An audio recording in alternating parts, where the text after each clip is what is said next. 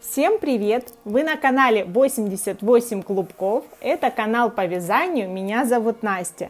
Сегодня я вяжу босоножки крючком. Подобное видео на моем канале впервые, но результат получился просто потрясающий. Я приготовила остатки пряжи необходимых мне цветов. У меня нить Карамель Baby. Подробности по цветам и расходу оставляю в описании под этим роликом. Вязать буду крючком 3 мм, для того, чтобы полотно было достаточно плотным и хорошо удерживало стопу. Также приготовила сантиметровую ленту, буду озвучивать рядность и размеры изделия заготовок в сантиметрах. Моя стелька 27 сантиметров на 40 размер ноги. Заказать такую подошву можно на Валберес с бесплатной доставкой. Качество меня очень порадовало. Прикрепляю артикул и ссылку оставляю в описании под этим роликом. Очень плотная джутовая намотка. Ноге на такой стельке будет комфортно, она дышащая и натуральная. Получается износостойкое изделие, которое прослужит вам не один год. Переходите по ссылке в магазин моточков, у них большой выбор не только фурнитуры и аксессуаров, но и пряжи и рафии, которая порадует ценами. Такая обувь будет прекрасным дополнением в любой гардероб, как самостоятельно, так и в дополнение к вязаной сумочке. Подписывайтесь на мой канал, переходим к работе. Основа изделия – это бабушкин квадрат. Набрасываю нить на ладонь, оборачиваю, минуя мизинец, вставляю крючок под нижнюю нить и подхватываю верхнюю. 3 воздушные петли. Первая, вторая, третья. Первый подъемный столбик готов. Мне нужно провязать еще 11 столбиков с одним накидом. Столбики вяжу пучками по 3. Накид, крючок в кольцо.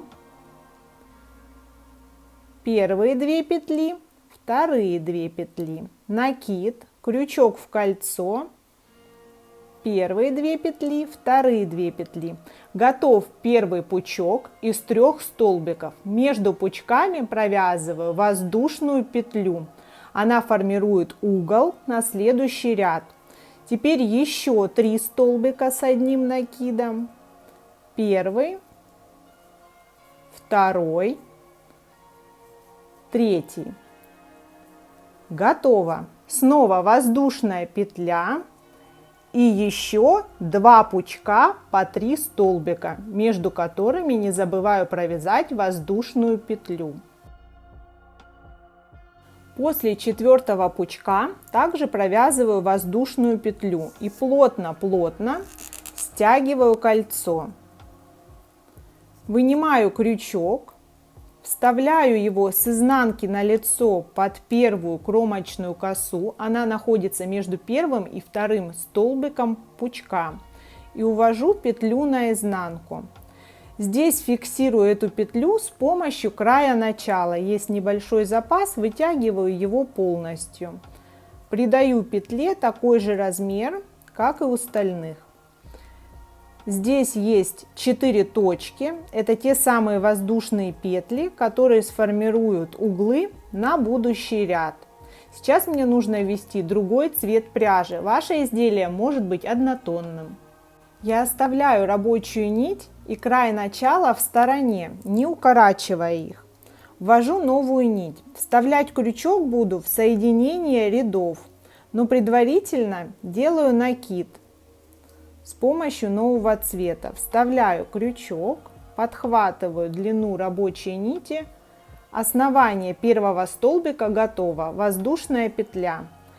Есть первый столбик второго ряда, накид в эту же самую точку, столбик с одним накидом и еще один. Этими столбиками я фиксирую край начала нити, вот он у меня зафиксирован, и предыдущие нити, и начало, и рабочую нить. Теперь у меня между углами не будет воздушных петель, для того, чтобы полотно было плотным и компактным. Я сразу делаю накид, вставляю крючок в следующую точку и провязываю пучок из 3 столбиков с одним накидом.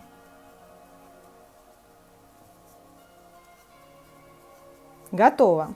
Это угловая точка, поэтому здесь я провязываю воздушную. Иначе на будущий ряд у меня в эту точку будет сложно уместить сразу 6 столбиков. Накид, еще один пучок из 3 столбиков.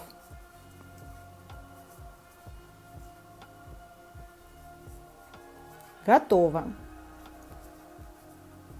Вот он угол на следующий ряд. Здесь провязана воздушная. Здесь воздушная не провязана, это ровная сторона квадрата. Сразу накид и в угловую точку снова 2 пучка, между которыми будет воздушная. Так завершаю второй ряд. Последний пучок приходится на точку начала, без воздушной, накид. В точку начала провязываю 3 столбика с одним накидом, второй, третий. Здесь угловая точка, поэтому провязываю одну воздушную. Соединение рядов делаю по аналогии, в каждом ряду одинаково. Увожу нить, тот же самый край начала использую, вытягиваю его в петлю полностью. Здесь формирую размер соединения. Готово. Этот цвет пряжи в моем случае можно укоротить. На этой детали он больше повторяться не будет. Ввожу следующий цвет. Точно так же фиксирую его на полотне. Делаю накид, вставляю крючок в соединение рядов, основание первого столбика и воздушная петля. Подтягиваю край начала. Здесь также введу с собой нити начала. Они в моем узоре будут еще повторяться, поэтому я их не укорачиваю. Накид, та же самая точка. Подхватываю рабочую нить, второй столбик, накид и последний столбик в эту точку. Первый пучок готов. Еще раз акцентирую внимание, по прямым линиям квадрата между пучками я не провязываю воздушную, для того, чтобы эти отверстия были как можно меньше. Поэтому сразу накид, следующая точка, 3 столбика, второй и третий. Снова безвоздушный накид, угловая точка. В угловой точке между пучками уже провязываю одну воздушную петлю. Текущий цвет я снова спрятала и укоротила. И последний ряд цветной у меня зеленый. Все то же самое. Формирую первый столбик этого ряда. Основание столбика, воздушная петля, накид, поправляю нити к себе в эту же точку, подхватывая все нити, провязываю еще 2 столбика.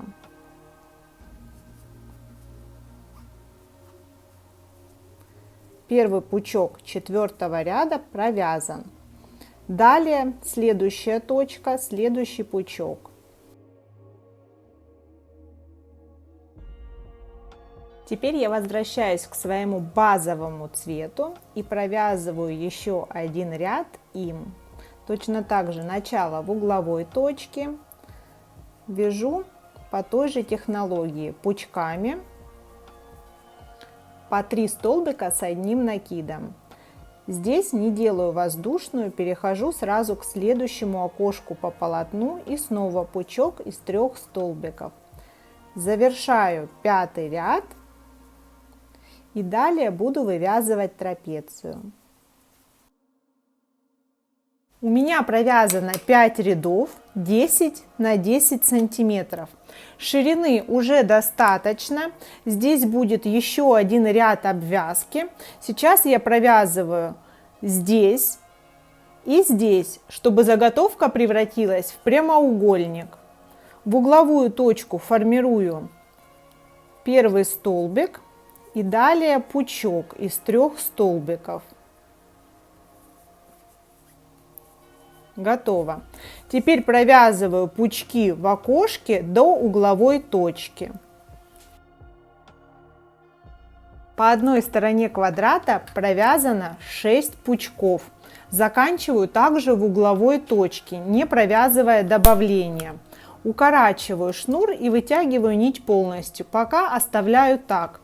Переворачиваю и формирую точно такой же ряд с противоположной стороны.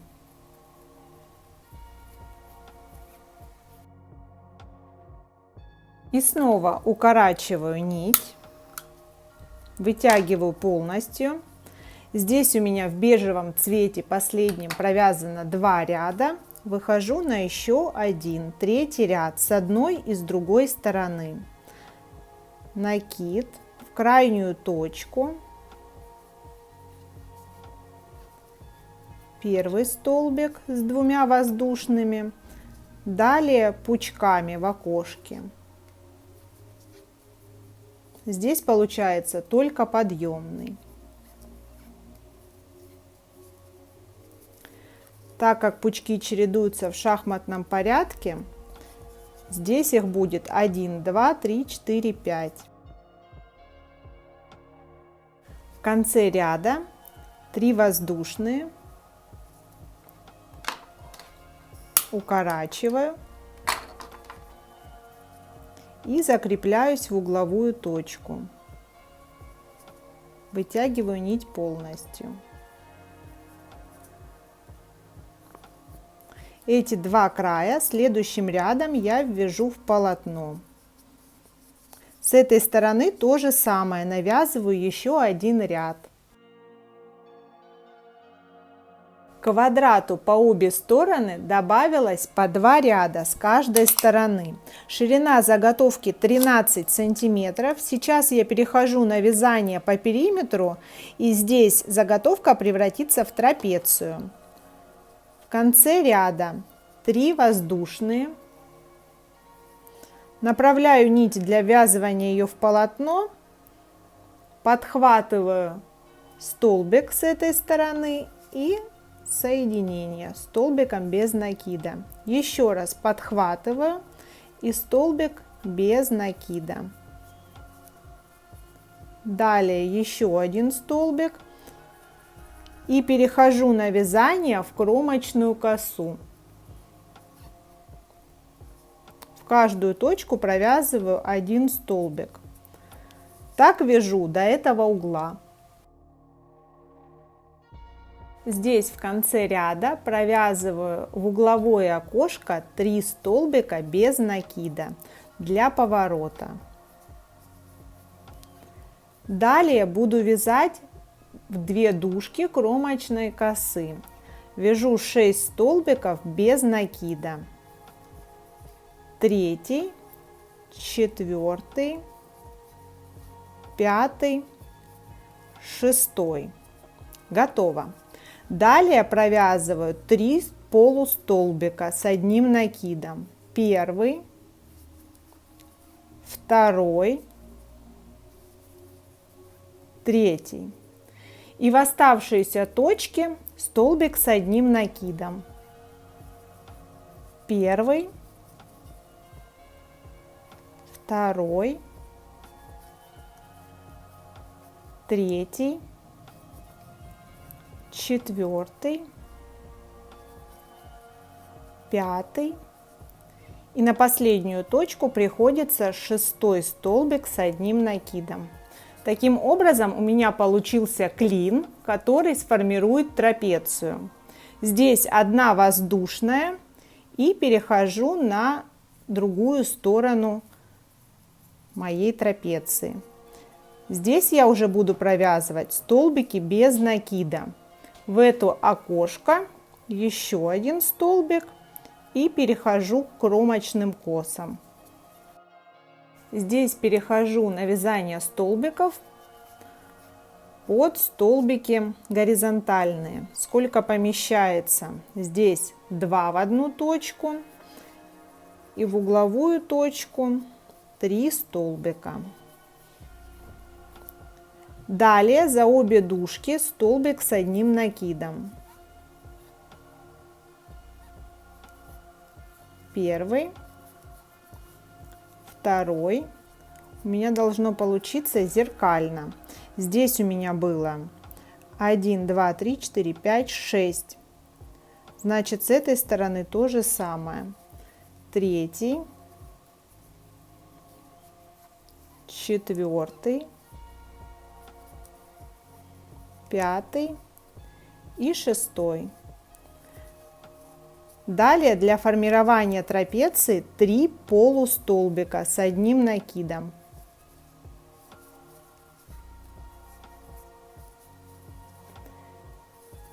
И до конца ряда столбики без накида. Третий, четвертый, пятый, шестой. И здесь угловая точка, точно так же 3 столбика в эту угловую точку под арку. Далее укорачиваю нить и делаю соединение. Вытягиваю полностью в первую кромочную косу ряда и возвращаю в исходную точку, прячу на изнанке.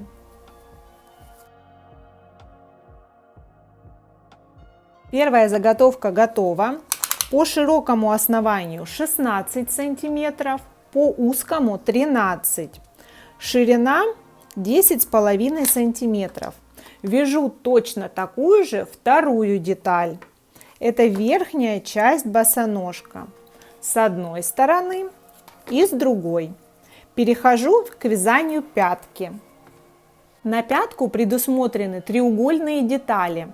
Начинаю по аналогии. Набрасываю нить на ладонь, оборачиваю, подхватываю и формирую первый столбик из 3 воздушных. Готово.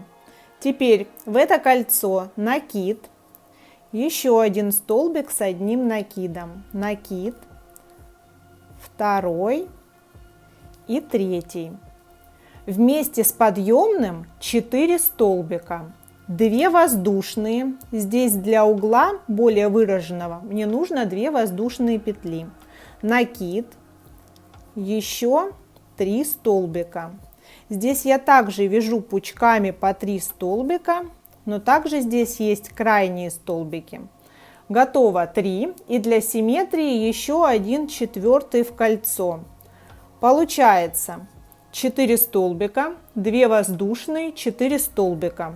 Затягиваю кольцо. Получаю вот такую заготовку. Здесь мне нужно поменять цвет нити, поэтому край начала вязания протягиваю в петлю полностью, формирую размер петли. Здесь ряды туда-обратно, поэтому я переворачиваю вязание, направляю 2 нити в сторону, прикладываю плотно и через накид ввожу крючок между первым и вторым столбиком. Не в кромочную косу за обе дужки, а немножко ниже.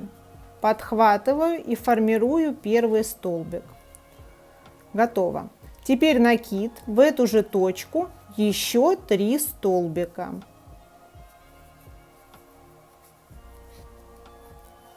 Второй и третий. Опять-таки кромочные состоят из 4 столбиков, то есть кромочный пучок немножко больше. Теперь я также не делаю воздушную, перехожу на угол. В угол вяжу пучок из 3 столбиков. 2 воздушные в угловой точке и снова пучок из 3 столбиков.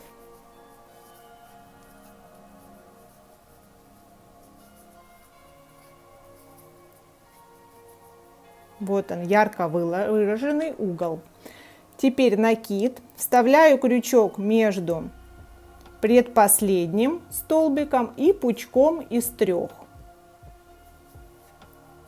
И провязываю столбик с одним накидом. В эту же точку еще 3 столбика.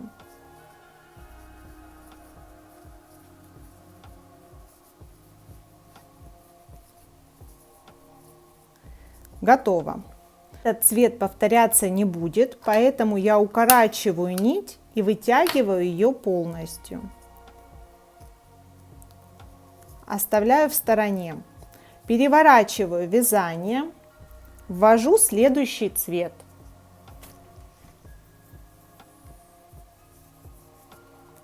Фиксирую через накид, вставляю крючок между первым столбиком и пучком.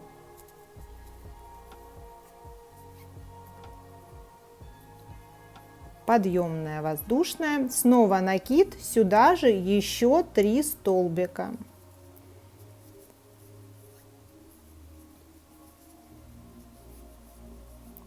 Готово. Начало 3-го ряда положено. Точно так же кромочный пучок состоит из 4 столбиков. Накид, следующая точка, окошко. 3 столбика в это окошко. Первый, второй, третий. Снова угловая точка. В угловую точку 3 столбика.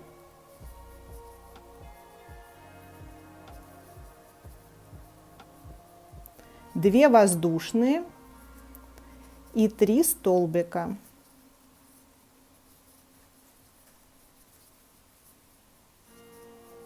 Уже на этом этапе хорошо рассматривается ярко выраженный треугольник. Эти хвостики начала новых цветов спрячутся и запаяются в полотно. Хочется сказать, что на этом этапе надо выбрать лицевую часть и спрятать эти хвостики по изнанке. Продолжаю вязать текущий цвет. Далее снова прерываю нить и перехожу на свой 4-й цвет. У меня провязано 4 ряда, все нити спрятаны, и я продолжаю вязание основным цветом. Переворачиваю, без прерывания нити провожу ее по длине треугольника, и здесь формирую первый столбик, точно так же, между первым и вторым столбиком этого пучка. Готово. Теперь в эту же самую точку еще 3 столбика. Так провязываю текущий ряд. На углу то же самое, 2 воздушные, и завершаю в этой точке. Завершается ряд также 4 столбиками в последнюю точку. И перехожу к ряду обвязки. 1 воздушная, переворачиваю, и в каждую кромочную косу за обе дужки столбик без накида. В вершину провязываю 2 столбика без накида под арку. Вяжу до этой точки. В угловую точку по основанию я провязываю сразу 3 столбика без накида для поворота на основание. Готово. Теперь здесь мне тоже нужно пройти столбиками без накида. Эта нить и вот эта вяжется в полотно. Здесь я подхватываю тот самый 4-й столбик, который все время провязывался у кромки. И провязываю столбики я столько, сколько их помещается. Не чищу и не растягиваю их длину. Вот в какую-то точку просится 2 столбика, в какую-то 1. И так подхватываю этот 4-й столбик по всей длине.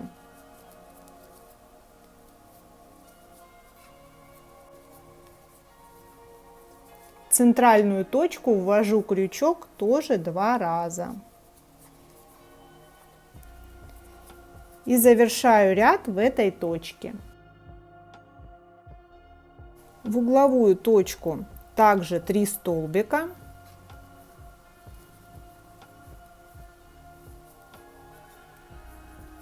Укорачиваю и делаю соединение. Вытягиваю нить полностью в следующую кромочную косу за обе дужки и возвращаю в исходную точку. Прячу на изнанке. Таких деталей тоже нужно 2. Размер основания 13 сантиметров, высота около 8 сантиметров. Теперь мне необходимо связать шнурок. Я хочу связать с контрастной нити, не основного, а зеленого цвета, самыми простыми воздушными петлями. Мне нужен шнур не растянутый, примерно метр длиной, тоже в 2 экземплярах. Я уже закрепила вязаные детали на свою подошву, отцентровала относительно центральной части пятки и носка, и на одинаково удаленных точках закрепила ее с помощью булавок. Можно использовать иголки. Пятка крепится точно так же относительно центра по подошве. Пришивать я буду нитью, которую распустила из шнура основного цвета в 2 сложения. Моя игла имеет изгиб. Это более удобный вариант, но получится и самой обычной иглой. Мне очень нравится, что поверхность моей подошвы прочная, плотная, но в то же время очень легко с ней работать. Итак, у меня последние подготовительные моменты. Сейчас я покажу, как буду прокладывать стежки. Здесь важно, чтобы вязаное полотно не имело излишнее натяжение или не было собрано. То есть как нить в спокойном состоянии ложится, так я и фиксирую. Единственное, сейчас фиксаторы я перенесла на один ряд джутовой намотки, чтобы открыть его, потому что именно туда будет вводиться игла с одной и с другой стороны. Сначала мне нужно закрепиться. В угловую точку я ввожу иглу в стельку и вывожу из боковой части. Игла проходит ровно через одну намотку джута. Здесь посередине и здесь ровно в шов. Вытягиваю нить полностью. И за счет того, что нить вставлена в 2 сложения, здесь подхватываю узелок и закрепляюсь.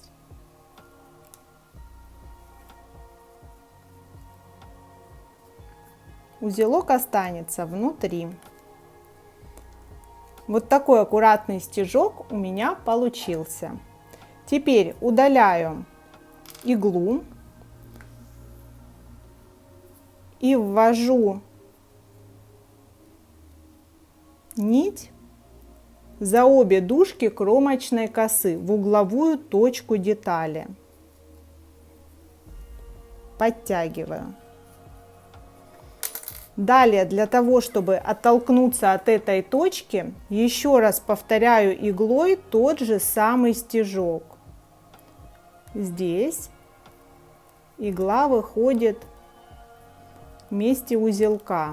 И подхватываю ту же самую кромочную косу, с которой работаю. Она угловая.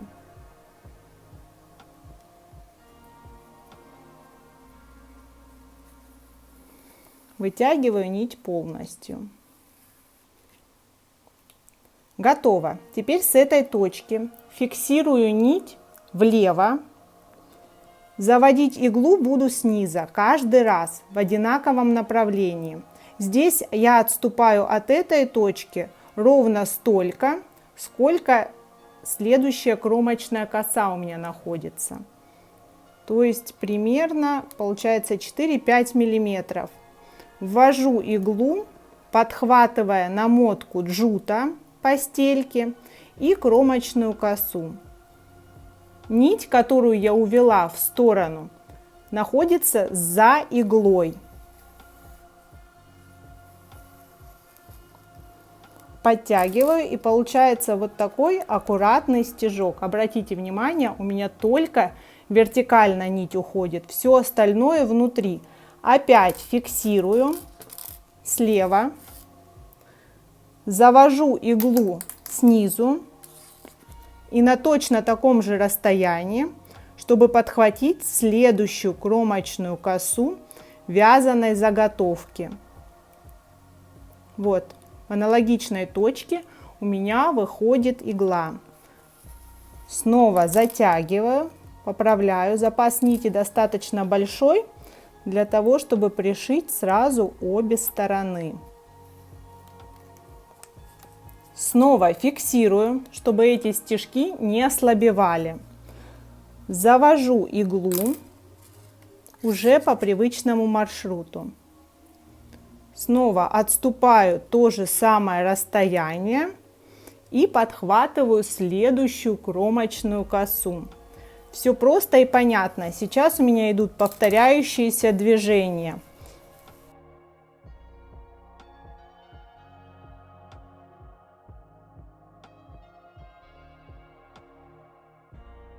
Сандали получились стильные и очень модные. На все изделие у меня ушло всего 70 грамм пряжи. Будут прекрасным дополнением в любой летний образ, станут ярким акцентом. Совершенно случайно у меня уже готова летняя сумочка в тон босоножкам. Ссылку на ее изготовление оставляю в описании под этим роликом. В конце видео оставлю подборку видеоуроков с сумочками различных моделей и техник вязания. Подписывайтесь на мой канал, ставьте лайки, будет много интересных видео. Всем пока!